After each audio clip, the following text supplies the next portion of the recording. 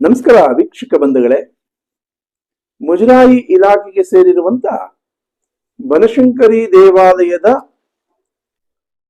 ವ್ಯವಸ್ಥಾಪನಾ ಸಮಿತಿ ಈಗ ಕ್ರಿಯೇಟ್ ಆಗಿದೆ.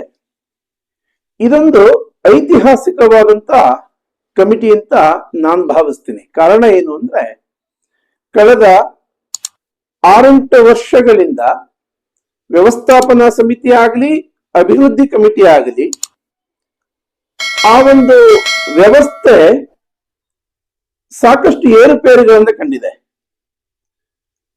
ಆ ವ್ಯವಸ್ಥೆಯಲ್ಲಿ ಯಾರು ಅಧ್ಯಕ್ಷರಾಗಿ ಬರ್ತಾರೆ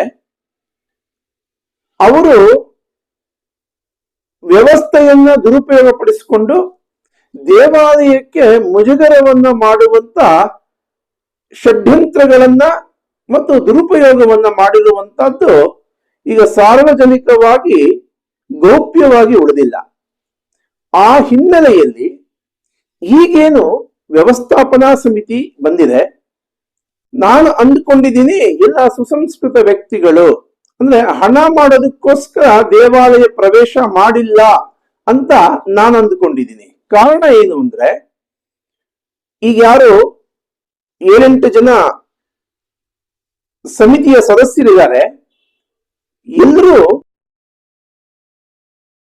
ದೇವಾಲಯದ ಹಿತದೃಷ್ಟಿಯಿಂದ, ದೇವಾಲಯವನ್ನ ಡೆವಲಪ್ ಮಾಡೋ ದೃಷ್ಟಿಯಿಂದ, ದೇವಾಲಯದ ಭಕ್ತಾದಿಗಳಿಗೆ ಮುಜುಗರ ಆಗದ ರೀತಿಯಲ್ಲಿ ವ್ಯವಸ್ಥೆಯನ್ನ ಮಾಡಬೇಕು, ಸಂಸ್ಕಾರಪ್ರದವಾಗಿ ಮುಜರಾಯಿ ಇಲಾಖೆಗೆ ಬೇರೆ ಬೇರೆ ದೇವಾಲಯಗಳನ್ನ ಕಣ್ಮುಂದೆ ತಗೊಂಡಾಗ ಬೆಂಗಳೂರಿನ ಬನಶಂಕರಿ ದೇವಾಲಯ ಆದರ್ಶವಾಗಿರಬೇಕು ಅಂತ ಕಣ್ಣು ಮುಂದೆ ಇಟ್ಕೊಂಡು ಕೆಲಸ ಮಾಡ್ತಾರೆ ಅಂತ ನಾನು ಅಂದುಕೊಂಡಿದ್ದೀನಿ.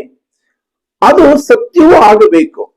ಈ ಹಿನ್ನೆಲೆಯಲ್ಲಿ ಈಗ ಯಾರು ವ್ಯವಸ್ಥಾಪನಾ ಸಮಿತಿ ಸದಸ್ಯರಾಗಿ ಬಂದಿದ್ದಾರೆ ಅವರಿಗೆಲ್ಲ ಶುಭವನ್ನ ಕೋರ್ತಾ ಮುಂದಿನ ದಿನಗಳು